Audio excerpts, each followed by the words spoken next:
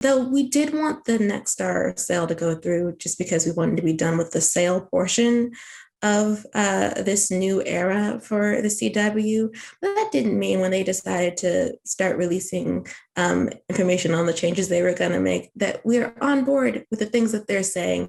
Starting from the top, it's that they're saying the average viewer on the CW is 58 years old and up. And I would just like to know who these 58-year-olds are. I need them to be serious. Like, come on. You can't just put that stat out and expect us to be like, yeah, you're right. It's like they were rightfully flamed for saying that. Like, be serious.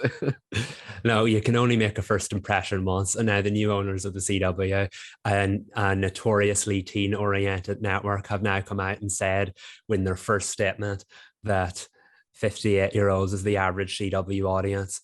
And we're talking about shows with internet fan bases that are just endless. What kind of reaction were they expecting with a statement like that? And they haven't left it down since, and I don't know if they ever will. I don't think so, because out the gate, we just fumbled. Because you make a statement like that, and like, where's the data to back it up? Like, where are we getting these numbers from? I mean, I know they have a lot of the local affiliate stations, so perhaps that's where the data is coming from. But when you look at the fandoms, which, to be fair, has a diversity of age, it does skew younger, but there are older audiences tuning into these shows. But the idea that like, no, it's basically 58-year-olds and then everybody else is like sprinkled in, it's just like, that can't possibly be true, especially if you don't, like, it seems they didn't factor in streaming, which they should have. I think what they're aiming for is try to improve the on the night audience. And clearly it makes sense that more older people would be watching on the night because younger people can catch up on streaming services on catch up through international audience deals. But all of that's out there for younger people. Whereas I think the whole point is the CW is trying to appeal and grow their older audience because they're the ones that will be watching on the night. And yeah, when you break it down like that, it makes total sense. Saying that the average CW viewer is 58 years old does not make a lot of sense. So I think it's all about how they portray themselves here. And I don't think that was the right statement to release first. See, I can get on board with them trying to broaden their appeal to a different demographic, but there's just so many holes we can put into this 58-year-old average viewer. Like, first of all, if they're using, like you mentioned, Sabrina, affiliate data, it's like, duh, people who are most likely retired are going to be watching daytime television. That's just like something we can assume. And two, who is most likely footing the bill for cable? An older person who is a parent and their children can use a login to watch these shows. So it's like, I don't know, the data feels very skewed and like not the full story.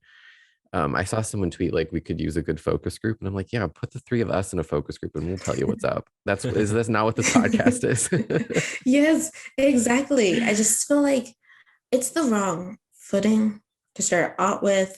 It also feels, I know they want to be profitable by 2025, and there's a road forward for that.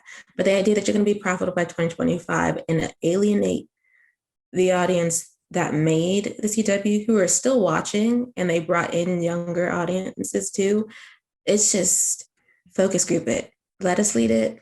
And then like just like get the more accurate data. I mean, so we're talking about profitability though, that means that they might be opening the doors to more than just WBD and Paramount after this lineup for 2022, 2023, which could be good. It could be good. I don't want to be scared of it. Yeah, I think that's a very interesting thing because the CW has been partnered with Warner Brothers and Paramount or CBS for its entire life. And clearly it's been a successful partnership because regardless of whether the network's profitable or not, it's produced some incredibly successful TV series. So if they have the scope, if they have the desire to open it up to other production companies and networks, I think it could absolutely be a great idea. I just think that the fear comes from fans being afraid that they'll usher the old ones out, because if you lose Warner Brothers, you don't have any more DC TV. And isn't that not part of what got the CW through the last decade? One of its two most watched programs right now is a superhero show. In fact, its most watched program for probably the last 10 years has been a superhero show. So losing Warner Brothers is not a good thing, but opening your doors to other networks, that's a very good thing. Do you think they would cut ties completely and like cancel more shows? That's the scary part because we're already on a scaled down lineup as it is. I mean, they were not afraid to take out the axe this year. And the idea that we're going to cut more of them with no replacements. That's the thing. If they cut more shows, but they replace, that's a different conversation. If they cut more shows and we get acquisitions, like what are you doing? Is this going to be the acquisition network? I hope that's like not the case. I really also hope they do not lose the Warner Brothers connection because they're going to need to hold on to that at least for a few more years if they want to become profitable. I mean, the biggest draws right now are, like Michael said, the superhero shows, and then you have Walker, which I believe is a CBS show, so don't alienate Paramount. But Nexstar has to walk a fine line about what they're going to keep and what they're going to let go. No, at the end of the day, it's all about finding that healthy balance. And I know that original statement didn't make it sound like they were going to do that. I don't think this era can survive if they make a complete hard pivot and alienate what's always been there. And the CBS and Warner Brothers deals are something that's always been there. And like it's pretty ironic that the network's two most watched shows, one is a Warner Brothers one is a CBS one. It's not like two from Warner Brothers or two from CBS. I just think that says a lot equally of how important both of those partners are in this deal. So after this season's over, I would keep the both of them around. Again, open your doors to other networks. That's great. But keep the two things that have gotten you through this period alive. Sure. And then they also said so this is the thing that confused me. If they're going to have a different approach from other broadcast networks in the sense that they're not going to have a dual agenda of greenlighting programming that has the potential for doing well on streaming, what is the point of the CW app? Nothing makes sense. I don't know. I'm stumped by most of these quotes and like what their plan actually is. You can't just be like, oh, we're going to be unlike any other broadcast network. It's like, okay, but how? I don't know.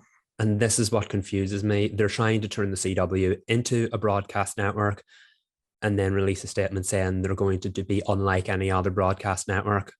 And like those two things don't line up. The reason the CW was always unlike any other broadcast network was because it invested so much in streaming and international deals. I've said this 100 times already, probably on this podcast, not just in real life, but that across the water, you might not hear about the most successful American procedural. You might not, even if it is bringing in 10 or 12 million viewers in the States. But across the water, you have heard of The Flash, Superman at Lois, Supergirl. So even though the CW is the least watched of the big five, its shows are probably some of the most successful in the world. So why lose that by becoming a broadcast network like the others and then claiming you're not going to be a broadcast network like the others? It's all very confusing to me right now, and I think it's supposed to be, but like everything conflicts with everything at the moment. I wonder if they mean creating a stronger, like, I don't want to say brand identity because the CW definitely has a brand, but like when you see a show, you're like, oh, that's CW, because there are certain shows on right now. Like I saw someone talking about Abbott Elementary that a lot of people aren't aware that it's an ABC show. They think it's a Hulu show because that's where they're watching it. And I think maybe some CW shows also have fallen into that. Like Riverdale's constantly misidentified as a Netflix show, and it is in other countries, but it's the CW show. So I wonder if they're going to try to really strengthen their shows and brand them as CW shows rather than like trying to find success on streaming like they did with like Dynasty and Riverdale and all those shows that have a really strong following on streaming but aren't like huge shows on the network. So I'm wondering if maybe that's what that means. It might be. If that is what they mean, they need you as the commentator, Reed, because that's not what I got from the quote at but all. But it's also like like it's not gonna, they can't just snap their fingers and be like, oh, suddenly all of our shows are like super branded CW. Like you have to work toward that. You can't just be like, we're not going to put this show on Netflix anymore, it's going to be our own show. That's a really hard distinction to make for consumers. It is. I think if we're trying to like get back in a time machine, in which like that, like for instance, Gossip Girl was a CW show. But we're talking about that's before the age of streaming, and sometimes people come into a show based on where it lands on a streamer, and I think that's okay. But if it's like no, we're going to brand our shows so that like even if you watch them on a streamer, you know it's a CW show. That's going to take money poured into marketing and promotion so that like you just know like these new shows, they're CW. Even if you watch it on HBO Max or Netflix, this is a CW show. That's just their streaming home. I don't know if that you can make that distinction in 2 years. I wouldn't be surprised if we started to see like branding above shows logos on like a poster or something that says CW original, like CBS does now. It's like everyone has to make sure people know like this is our show. It's not the show wherever you're watching it, that's not their show, it's our show. It's so funny now how like we're in this day and age where everything we have to be told like whose show it is, whether it's like it says HBO Max original or CBS original. It's like it's a really weird time, and I think the CW is going to have to navigate that. Mm-hmm. Sure. Do you think they're going to do that? Because I actually haven't watched a CW show on Netflix in a while, but do you think they're going to do that CW logo thing? It was like, dun, dun, dun, dun, and I think they do for them all. I think they do for Dynasty, I want to say. I don't know. I haven't watched Dynasty on Netflix in a while, but I think it does say that. See, that's really interesting because, like, for a CW, we don't have an awful lot of the CW shows on Netflix because that deal only was for specific shows. But Dynasty is on Netflix for us, and it actually leads with a Netflix original series. And that goes back to the whole idea of we all know what the CW shows are around the world, but not that many people are aware of what the CW is around the world. The production companies always get the credit. If you bought something like, I was going to say Nancy Drew, but it's not released on like any format internationally. But like if you bought something like The Flash, Warner Brothers would get the credit. I wonder if maybe now in years to come, when you buy a CW show on a Blu-ray DVD in any part of the world, the CW logo will be on it, because the CW was just an airing hub for CBS at Warner Brothers shows. Now that they're actually possibly trying to turn the CW into a brand, could we see, like you said, the CW logo on all of the promotional material, on all of the DVD releases, wherever it goes on streaming, even leading with that din din din din CW logo? That would be pretty cool. If they do, you heard it here first. But see, stuff like that's a little exciting though, because I'd love if the CW was branded more. I was younger when WB was like the hottest thing out here, but I think WB did that with everything. Yeah, I think on like Smallville DVDs it says the WB presents, and then it says Smallville. I don't know if they did that for every show, but yeah, it was definitely for some shows it said that. Okay, well, it needs to say CW presents on a lot of things.